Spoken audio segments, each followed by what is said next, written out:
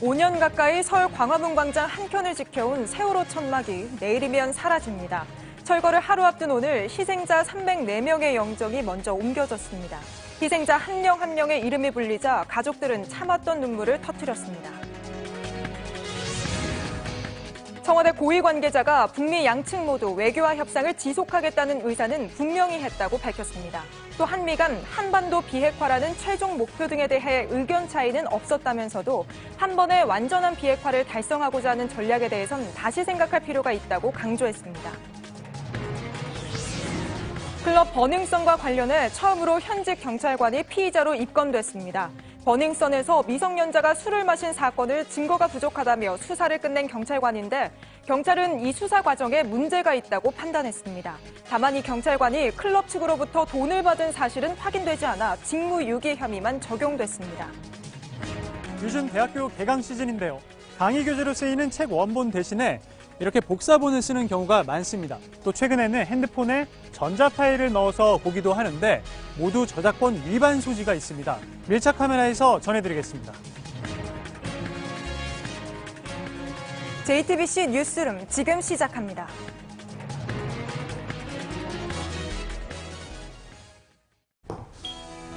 공기청정기가 도로 위로. 내일을 바꾸는 현대수소 전기차.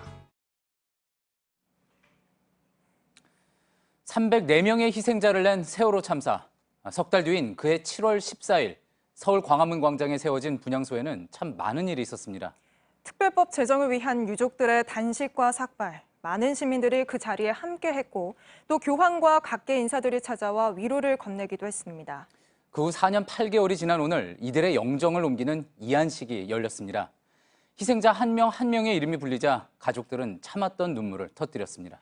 이제 광화문 분향소는 내일이면 사라지고 그 자리에는 참사를 기억하는 전시 공간이 만들어집니다. 먼저 백민경 기자의 보도입니다.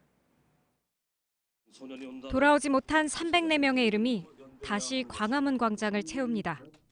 고 김민희, 고 김수경.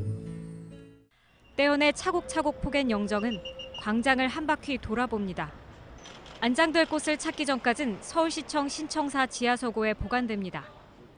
영정을 뗀 벽은 텅 비고 전시관도 문을 닫았습니다. 광장을 시민에게 돌려주자는 유족들의 요청에 따라섭니다. 이전에도 지금도 이후에도 이곳 광화문 촛불광장은 시민 모두의 공간임을 잘 알기에 오늘 이안식을 받아들입니다. 내일 오전에는 천막 14개 동이 철거됩니다.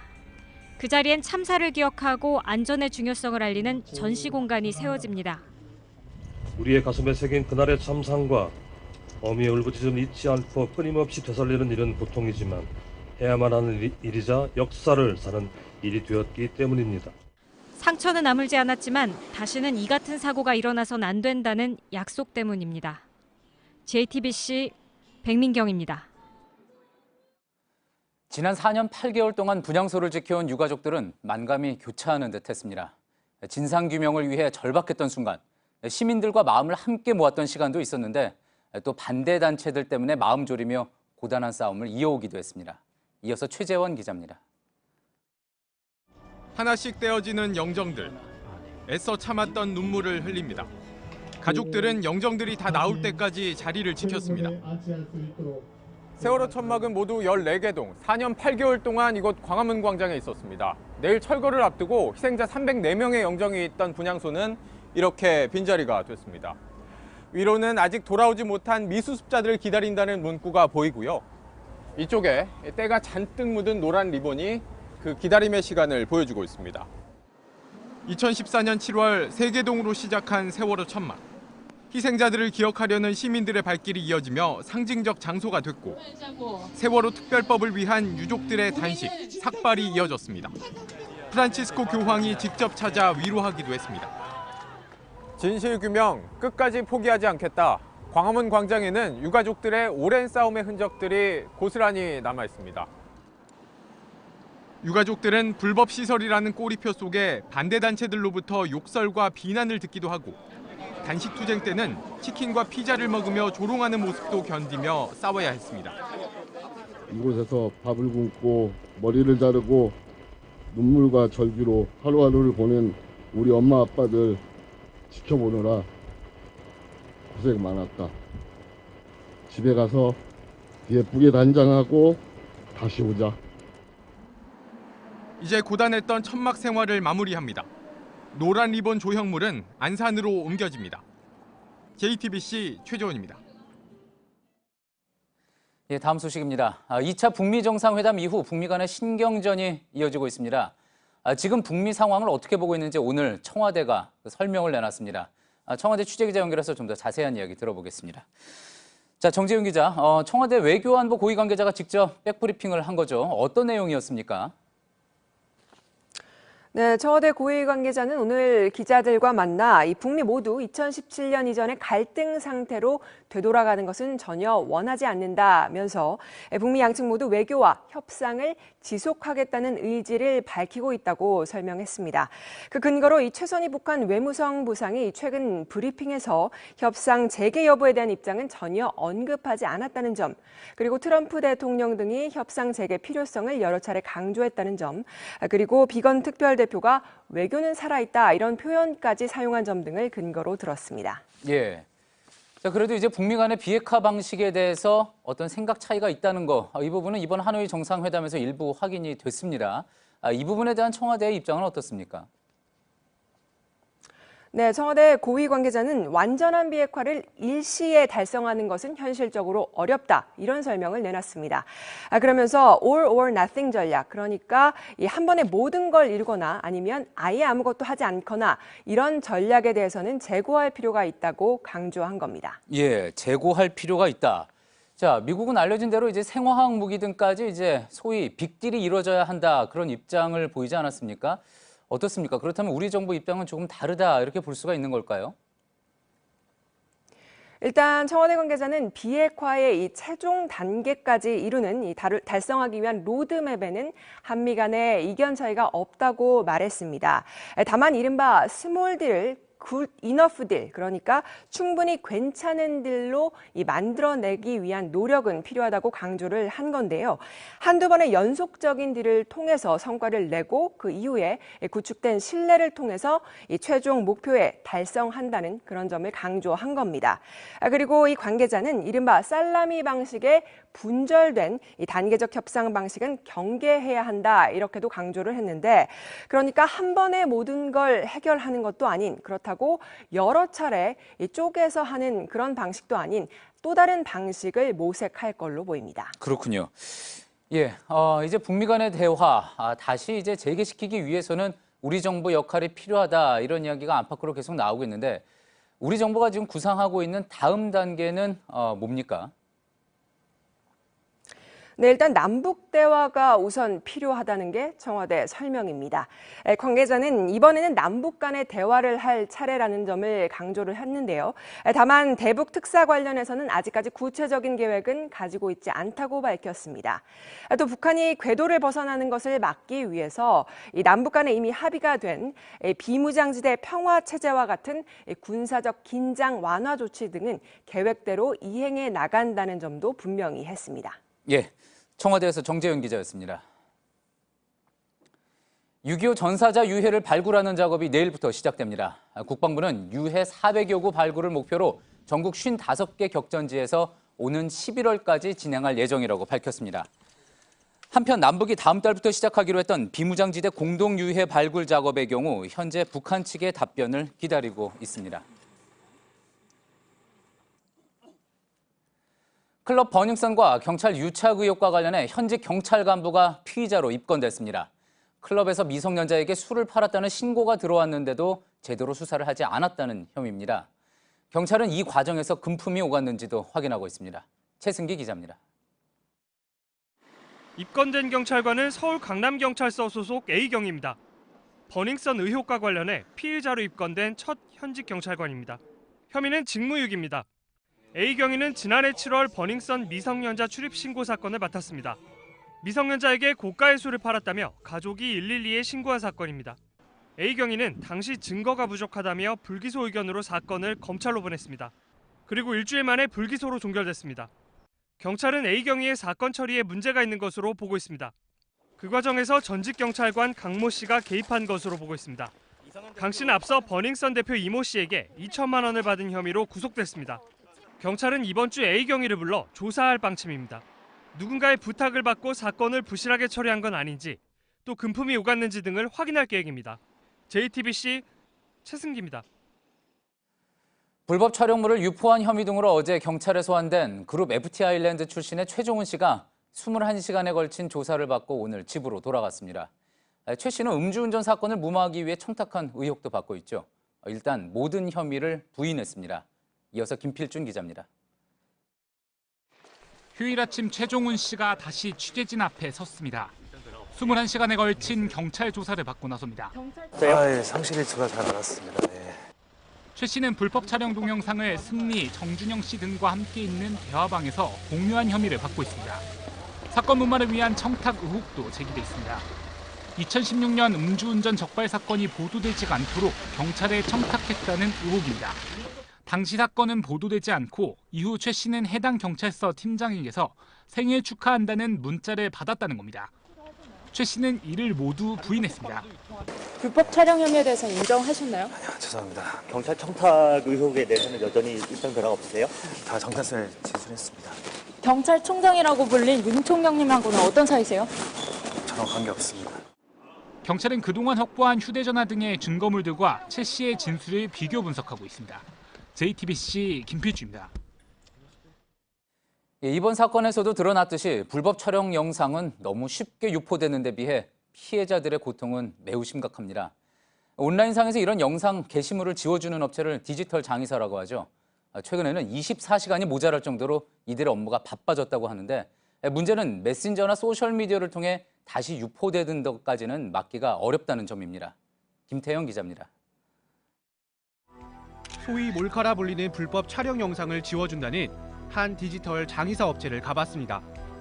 자신이 찍힌 영상을 지우기 위해 이곳을 찾는 사람들의 성별과 연령은 다양했습니다. 이게 발견되기 전에 그 사람의 모습과 발견된 후에 그 사람의 모습은 180도가 틀려져요. 이 사람은 직장도 당장 내일부터 나갈 수가 없고. 의뢰를 받으면 고객이 찍힌 해당 영상을 일일이 찾아야 합니다. 한 성인 사이트에 접속하자 국산이란 제목의 영상 수십 개가 쏟아져 나옵니다.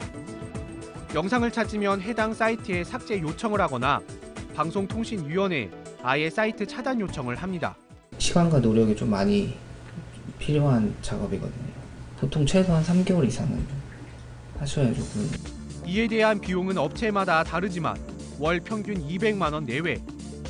하지만 힘들게 영상을 지워도 메신저나 소셜 미디어를 통해 다시 유포되는 경우도 있습니다. 예, 저희가 이제 뭐 카톡이라든가 이런 폐쇄형 SNS 같은 경우에는 그걸 어떻게 할 수 있는 방법이 없어요. 그건 폐쇄형이기 때문에. 누군가 볼지도 모른다는 생각에 피해자들은 대부분 죄인처럼 숨어 지냅니다. 심지어 어떤 분은 이사를 한 20분 정도 했대요. 그 영상 때문에 쳐다보는 걸 생각을 한 거죠. 길을 걸어가면 얘들도 자기를 알아보고. 여성가족부에 따르면 지난해 4월부터 8개월간 디지털 성범죄 지원센터를 찾은 피해자 수는 2,379명, 피해 건수는 5,687건에 달했습니다. 피해 유형별로는 유포 피해가 2,267건으로 가장 많았고 불법 촬영이 1,699건으로 뒤를 이었습니다. 한번 유포되면 언제 어디서 또 나타날지 모른다는 생각에 피해자들의 고통은 커지고 있습니다. JTBC 김태형입니다. 자유한국당을 제외한 여야 4당은 선거제 개편 합의안을 가다듬고 이걸 패스트트랙에 올리기 위한 회의를 가졌습니다. 여기에 맞서서 자유한국당도 긴급회의를 열고 야합 정치라며 어떻게든 막겠다고 반발했습니다. 박현주 기자입니다. 심상정 정치개혁특별위원장을 비롯한 여야 4당 정개특위 간사가 한자리에 모였습니다. 선거제 개편안 마무리 작업에 나선 겁니다. 앞서 여야 4당은 지난 15일 국회의원 정수를 300명으로 하고 50% 연동형 비례대표제에 큰 틀에서 합의했습니다. 오늘은 세부 사항을 조율하고 합의안을 신속 처리 안건, 즉 패스트트랙에 올리기 위한 일정을 논의했습니다. 자유한국당은 긴급 대책회의를 열었습니다. 패스트트랙 추진을 밀실야합이라며 어떻게든 막겠다는 각오를 다졌습니다. 선거법, 그리고 공수처법, 검경수사권 조정을 위한 법은 3대 악법이라고 저희가 규정했습니다. 의원 총사퇴의 각오로 한국당은 앞으로 바른미래당이나 민주평화당 내 일부 패스트트랙 반대 의원들을 적극적으로 설득해 패스트트랙을 저지하겠다는 계획입니다. JTBC 박현주입니다. 반기문 전 유엔 사무총장이 청와대가 제안한 미세먼지 해결을 위한 범사회적 기구의 위원장직을 사실상 수락했습니다. 어제 노영민 대통령 비서실장과 만나 공식 요청을 받고 기회를 주신 것에 대해 기쁘게 생각한다고 답했다고 하는데요. 구체적인 조직 구성이나 출범 시기 등은 실무 협의를 하면서 논의할 계획입니다. 댓글 조작 혐의로 1심에서 법정 구속된 김경수 경남지사의 항소심이 모레 시작됩니다. 첫 재판에선 김 지사가 요청한 보석에 대한 신문도 진행이 되는데요. 더불어민주당 소속 자치단체장들은 내일 법원에 김 지사를 풀어달라는 탄원서를 낼 예정입니다. 최윤경 기자입니다. 김경수 지사가 19일 항소심 법정에 출석합니다. 구속된 지 48일 만입니다. 김 지사 측은 1심에서 공모관계로 얽힌 김동원 씨 등 드루킹 일당을 증인으로 신청해 직접 신문할 예정입니다. 드루킹 김 씨의 진술이 일관되지 못하다는 점을 입증한다는 계획입니다. 유죄 판단의 근거가 됐던 드루킹의 온라인 정보보고, 네이버 로그 기록 등이 댓글 조작을 지시한 증거가 될 수 없다고 반박할 것으로 보입니다. 항소심 첫 공판에선 김 지사가 요청한 보석 신문도 진행됩니다. 김 지사 측은 보석을 신청하며 도지사로서 업무를 처리해야 하고 증거인멸과 도주 우려가 없다고 주장했습니다. 그러나 허익범 특별검사팀은 김 지사의 혐의가 중대하고 선고 당시와 사정이 변하지 않았다며 보석을 반대해왔습니다. 박원순 서울시장을 비롯해 오거돈, 이용섭, 박남춘 시장 등 민주당 소속 자치단체장들은 18일 법원에 김 지사의 보석을 요구하는 탄원서를 제출할 예정입니다.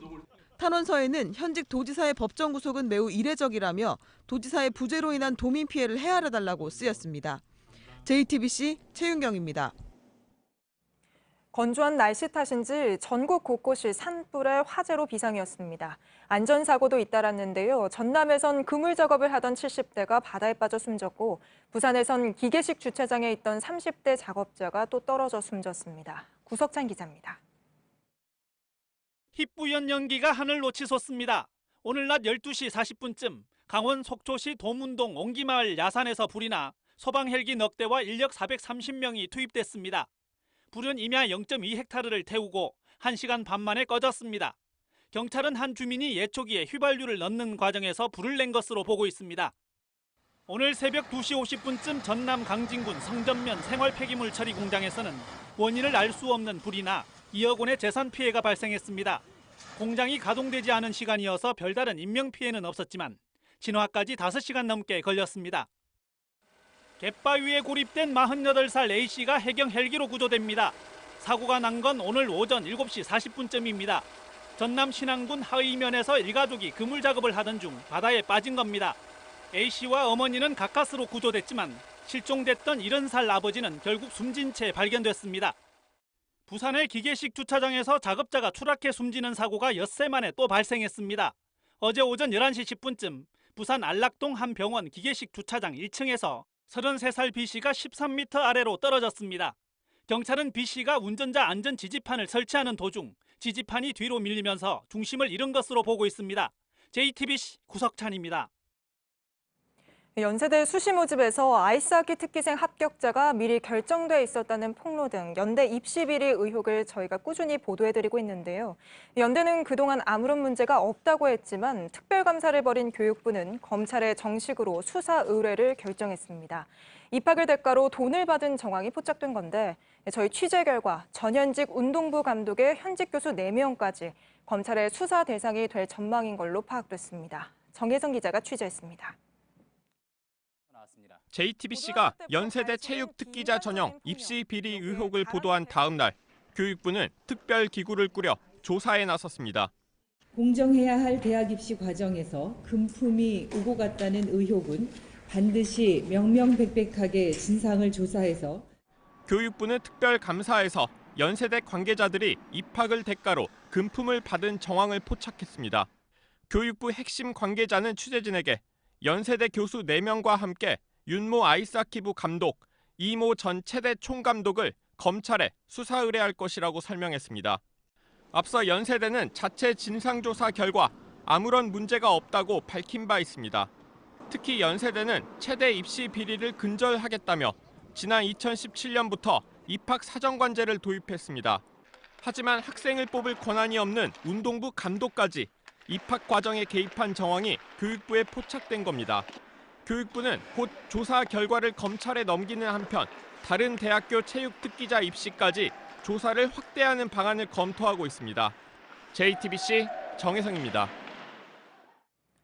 제조회사의 공식 홈페이지에서 새 컴퓨터를 주문했는데 누군가 쓴 흔적이 보이는 나도 모르는 아이디와 비밀번호가 설정된 제품이 왔다면 당황스럽겠죠.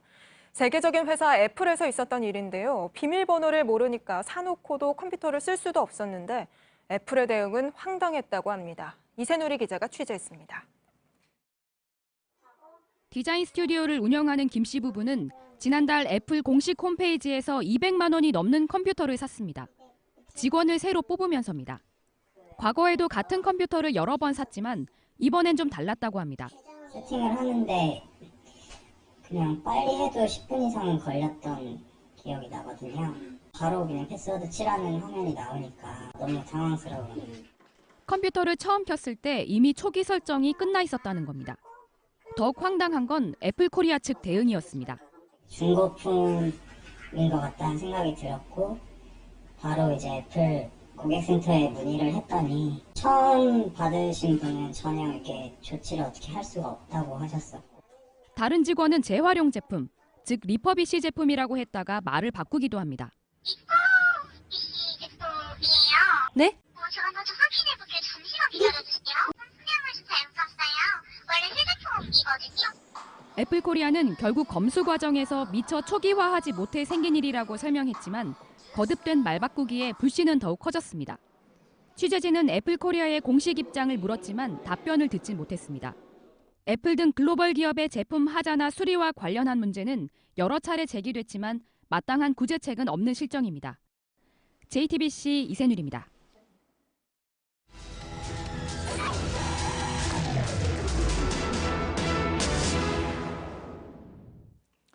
새학기만 되면 대학가에서는 교재를 불법 복사하는 게 늘 문제입니다.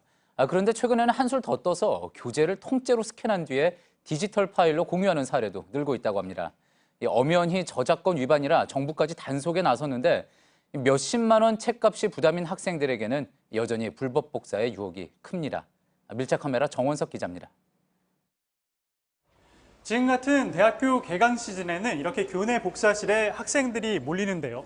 꼭 강의에 쓰이는 책 원본을 사지 않더라도 보다 싼 값에 복사본을 구할 수 있기 때문이라고 합니다.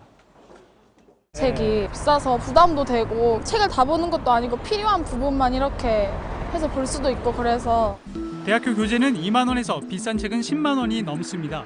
5권에서 6권 사야 그 학기마다 좀 다르긴 한데 한 20만 원에서 30만 원 사이. 최근엔 책을 통째로 스캔해 디지털 파일로 공유하는 사례도 늘고 있습니다. 구글링 많이 해서 찾는 편이고 수업을 미리 들었던 선배라든지 아니면 동기들한테 이제 뭐 자료가 있으면 받아보는 형식으로. 하지만 저자와 출판사가 있는 책을 전체 10% 이상 복사하면 저작권 위반에 해당됩니다. 일부에선 교수가 자신의 책도 아닌 다른 저자의 책에 제본을 맡겨두고 학생들이 이를 살 수 있도록 하고 있는데요. 이 역시 명백한 저작권법 위반입니다. 한번 직접 책을 살 수 있는지 보도록 하겠습니다. 서울시내 한 대학 복사실입니다. 단속을 피해 복사본들을 대놓고 팔진 않습니다. 하지만 과목명을 말하자 컴퓨터에서 파일로 바로 찾아줍니다. 몇 가지 원하는 거야? 1학기까지가 13,000원, 18,000원. 실태가 어떤지 취재진이 직접 단속반과 동행해봤습니다. 경기도의 한 대학교 복사실. 불법 복제물 점검 나왔습니다. 문체부와 저작권보호원 합동 단속반이 들어와 곧바로 불법 제본된 책들을 찾아냅니다. 판사가 있기 때문에 이건 불법 복제물이라고 판단하고 있습니다. 이거는 그냥 책을 완전히. 학교 외부도 상황은 비슷합니다. 그거는 엄청 양이 많은 책을 교수님이 자기가 이제 편집해서 이게 책이 500페이지짜리 정도 되는 것 같아요. 근데 거의 400페이지로 하셨어요. 이거 너무 많이 하셨어요. 최근 단속이 강화되면서 수법도 다양해지고 있습니다. 몇 장이 기식 뜨는 거는 제가 해드릴 수 있는데 전체 뜨는 거는 요즘 학기 초가 돼서 다 단속반들이 엄청 다니는데요. 우리가 가지고 있으니까 내가 파일 그 제목을 말하면은 내가 한번 찾아볼게요. 고시촌 인근의 불법 복사 실태는 더 심각합니다. 서울의 한 고시촌 복사 골목입니다. 페이지에 따라 가격이 정해져 있습니다. 800에? 복사를 많이 할수록 할인폭은 커집니다. 너무 두꺼워서 그거는 아마 한 번에 2,000원씩 4,000원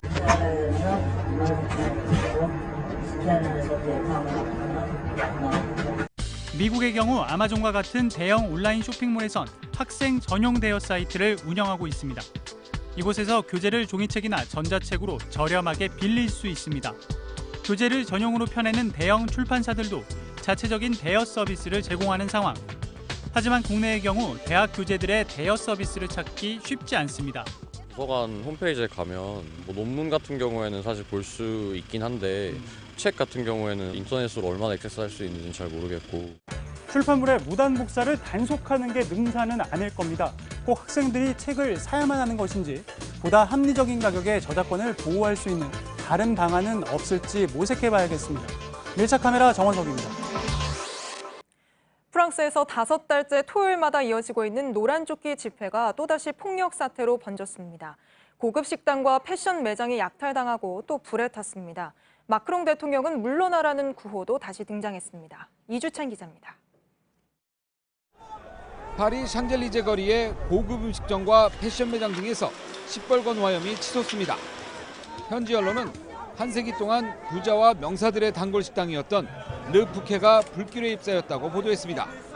현지 시간 16일 노란조끼 18차 집회는 최악의 상황이었던 지난해 12월을 연상시켰다고도 전했습니다. Les gens qui viennent ici, c'est d'abord pour la fin du mois. Les gens, les frigos qui sont vides, les placards qui sont vides, ils ont du mal à payer leurs factures. 마크롱 정부는 시위가 확산하자 시민의 목소리를 듣겠다며 지난 2달간 국가 대토론을 진행했습니다. 이날 집회는 대토론 일정이 모두 마무리된 다음 날 이뤄졌습니다. 시위대는 국가 대토론이 국정 실패를 가리기 위한 꾀에 불과했다고 비난했습니다. C'est pas normal. Cette paix aller jusqu'où? Jusqu'il démissionne. 서민 경제 개선에 대한 정부의 법을 기대하기 어렵다는 우려를 드러낸 겁니다. 현지 당국은 파리 시위대에 약 1,500명의 폭력주의자들이 끼어들었다며 강력 대응을 예고했습니다. 마크롱 대통령은 시위 당시 한 스키 리조트에 머물고 있던 것으로 알려져 논란을 빚고 있습니다. JTBC 이주찬입니다. 올 시즌 흥행 돌풍을 이어온 여자 배구의 인기는 야구와 축구가 시작된 지금도 여전합니다. 그 중심에 있는 GS 칼텍스는 지난 시즌 챔피언이죠. 도로공사를 꺾으며 챔피언 결정전을 향한 불씨를 살렸는데요. 오늘 9년 만에 봄 배구가 열린 장충체육관엔 4,000명 넘는 팬들이 모였습니다. 이도성 기자입니다. 아슬아슬 공을 살리며 눈을 뗄 수 없게 하는 랠리. 주먹을 불끈 쥐게 하는 짜릿한 스파이크까지. 매경기 명장면을 연출한 여자 배구는 팬들을 배구장으로 불러 모았습니다. 지난 5라운드 평균 관중은 한 시즌 전보다 60% 가까이 늘었고 2005년 프로 출범 이후 처음 남자부를 앞질렀습니다. TV 시청률에서도 최고 기록을 쓴 여자 배구의 인기는 봄 배구로 이어져 오늘 장충체육관엔 관중석 숫자보다도 더 많은 팬들이 몰렸습니다.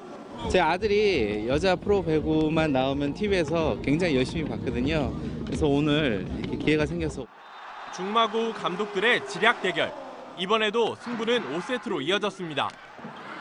1차전을 넘겨준 GS 칼텍스는 외국인 선수 알리가 부상으로 빠졌지만 양팀 최다 득점을 올린 강소희와 고비 때마다 도로공사를 막아세운 이소영을 앞세워 2차전을 챙겼습니다.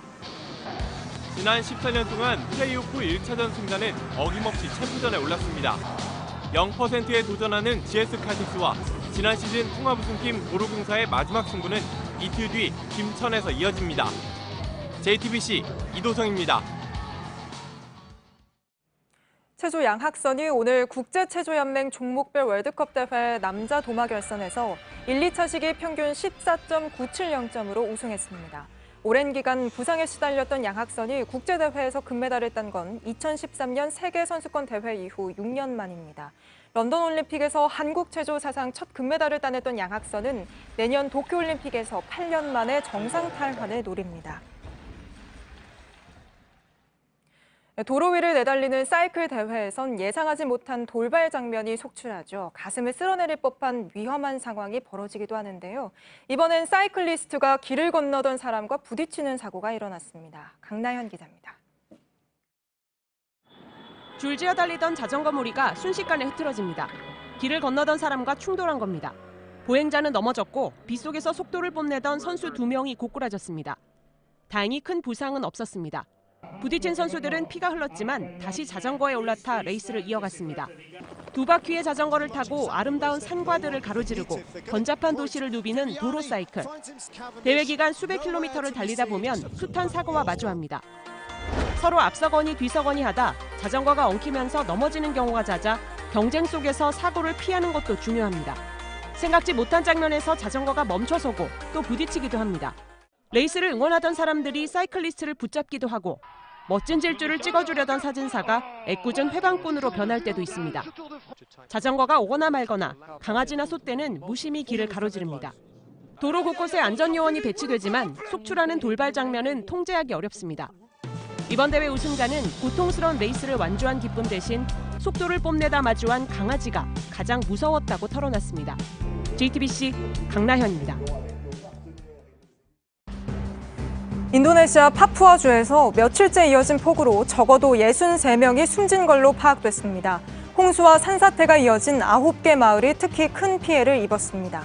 주 인도네시아 한국 대사관은 한국인 피해는 없는 걸로 파악됐다고 전했습니다. 국가관리 회계 시스템, 이른바 에듀파인 도입을 완강하게 반대했던 대형 사립유치원들이 에듀파인을 사실상 100% 받아들였습니다. 교육부는 폐원을 신청한 2곳을 뺀 568곳이 에듀파인을 도입하기로 했다고 밝혔습니다. 이른바 유치원 보육대란 사태를 주도했던 이덕선 한국유치원 총연합회 이사장이 세운 유치원도 에듀파인을 받아들였습니다. 최전방, GOP 부대에서도 오는 4월부터는 모두 휴대전화를 쓸 수 있게 됩니다. 육군은 지난 1월부터 일부 GOP 부대에서 병사들이 일과를 마친 뒤 휴대전화를 시범적으로 쓰고 있다고 밝혔습니다. GOP 병사들은 오후 5시 30분부터 오후 10시까지, 휴일에는 오전 8시부터 오후 10시까지 휴대전화를 쓸 수 있습니다. 명절 휴가비는 통상임금에 포함되지 않는다는 대법원 판결이 나왔습니다. 대법원은 한국시설안전공단 직원들이 회사를 상대로 낸 소송에서 명절 휴가비는 휴직자가 아닌 재직자에게만 지급되기 때문에 고정성이 없다면서 통상임금이 아니라고 판단했습니다.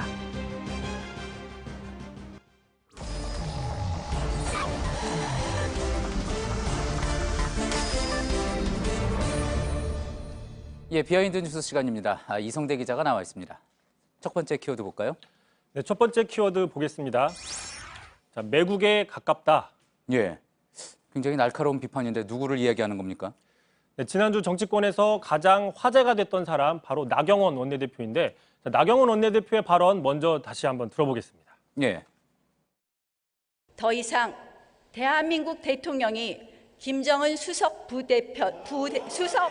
대변인이라는 낯뜨거운 이야기를 듣지 않게 해 주십시오.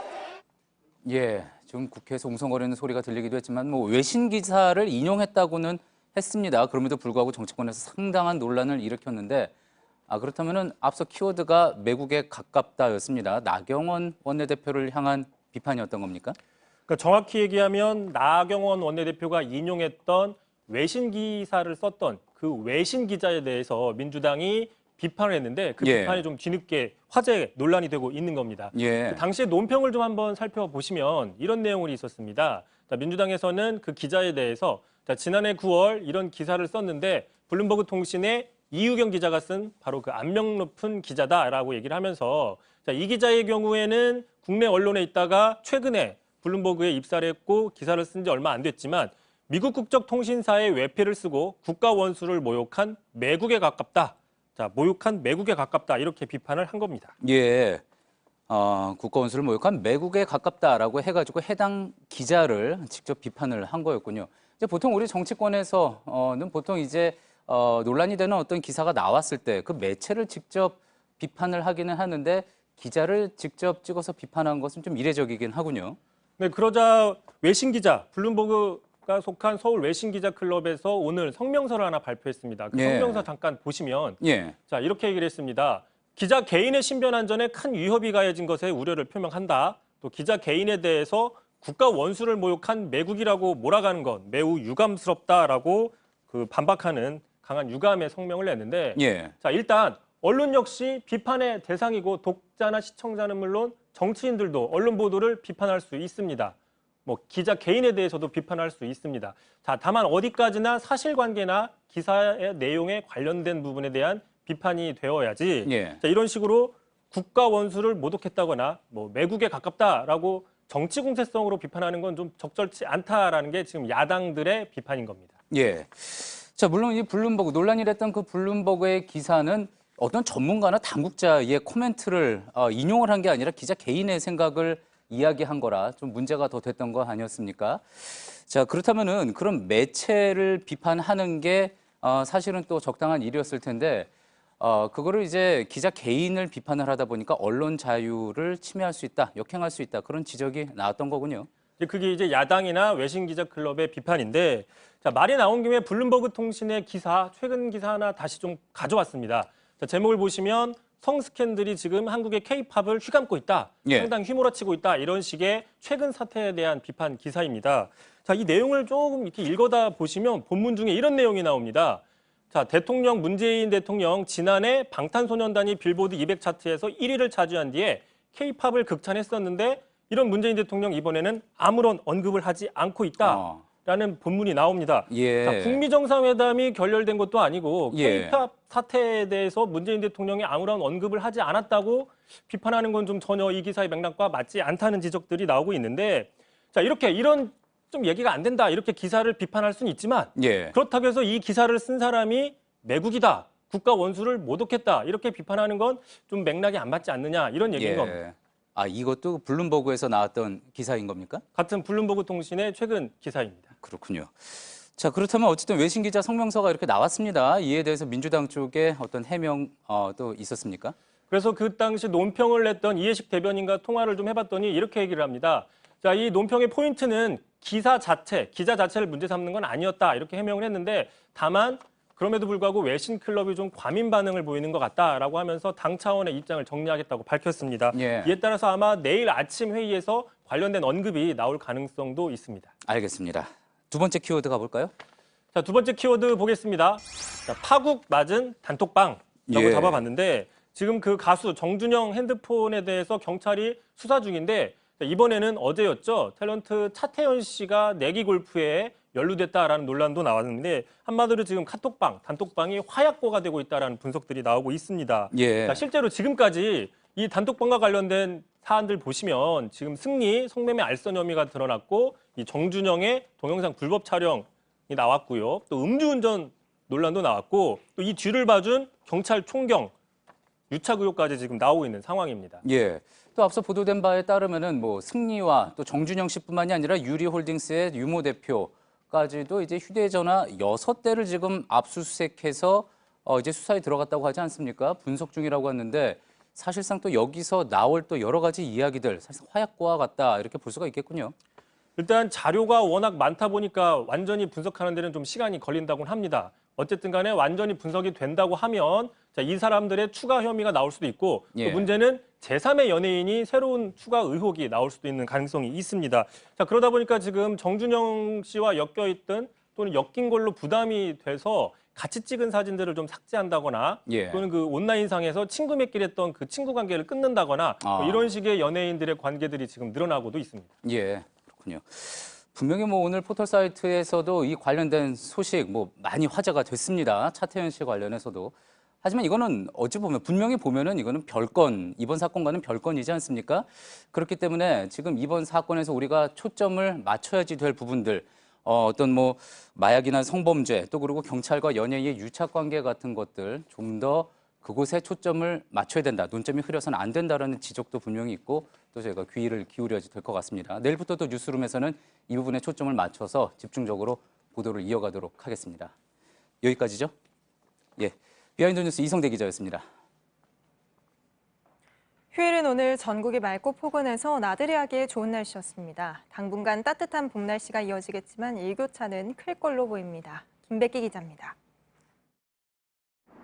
서울 남산 전망대를 찾은 시민들이 시내 풍경을 카메라에 담습니다. 반팔을 입은 외국인도 눈에 띕니다. 자전거를 타고 남산을 오르는 시민들의 옷차림도 가볍습니다.